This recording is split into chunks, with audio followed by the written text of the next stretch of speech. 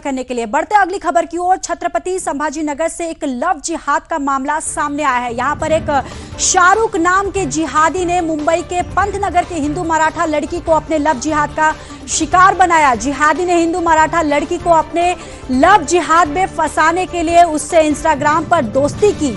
दरअसल हिंदू पीड़िता नर्सिंग का फॉर्म भरने छत्रपति संभाजी नगर पहुंची थी और जब उसे वहां पर मदद की जरूरत लगी तो उसने जिहादी शाहरुख को फोन पर बुलाया। और साथ ही साथ आपको बताते चले कि पीड़िता के फोन करने पर जिहादी खुद तो वहां नहीं पहुंचा, लेकिन अपने दोस्त अमन शेख को पीड़िता की मदद के लिए भेज दिया है। मद के बहाने जिहादी अमन शेख ने हिंदू लड़की के कोल्ड ड्रिंक में नशीला पदार्थ मिलाया और उसके साथ जबरदस्ती दुष्कर्म किया। और जब हिंदू पीड़िता ने इसका विरोध किया तो जिहादी ने उसे जान से मारने की धमकी दे दी। इस तरह लड़की को डरा धमकाकर वो उसके साथ 2 साल तक दुष्कर्म करता रहा। लगातार दुष्कर्म करते रहने से पीड़िता 3 महीने की गर्भवती हो गई है।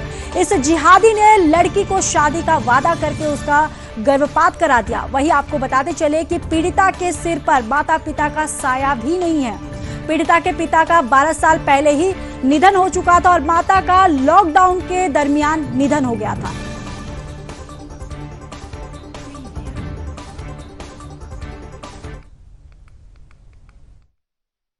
छत्रपति संभाजी नगर के 2 जिहादी शाहरुख और अमन शेख, इन दोनों ने मिलकर मुंबई के पंतनगर की एक अनाथ हिंदू पीड़िता को लव जिहाद के षड्यंत्र में फंसाकर उसके साथ जबरदस्ती शारीरिक शोषण किया, धर्म परिवर्तन का दबाव बनाया।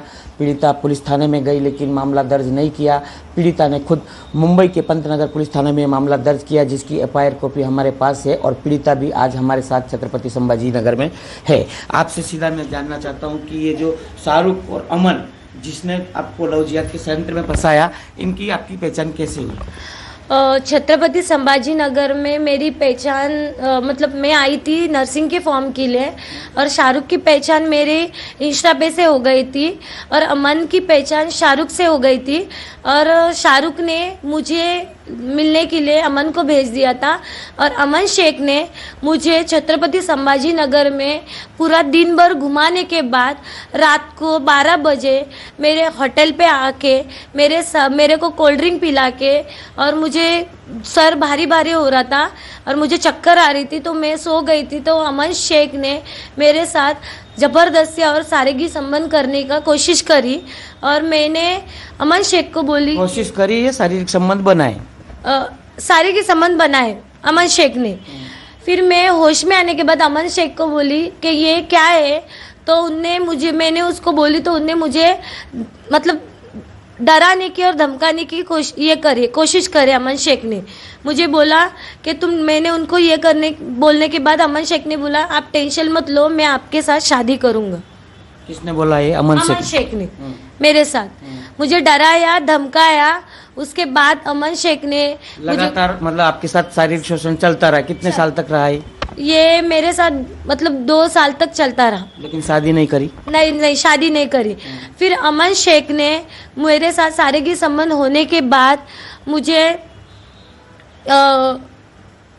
मतलब रमजान के इसमें रोजा रखने बोला। उनने मुझे बोला रोजा रखो, मैंने रोजा रखी। रोजा रखने के बाद मैं 3 महीने की मेरी बेबी थी उसको गिराने के लिए अमन शेख ने मुझे बोल दिया था और मैंने उसको बोली कि मैं ये बेबी नहीं गिराऊंगी, तो अमन शेख ने मुझे खुला बोल दिया ये टैबलेट लेके बेबी को गिरा दो, मैं रमजान के बाद तुम्हारे साथ शादी करूंगा।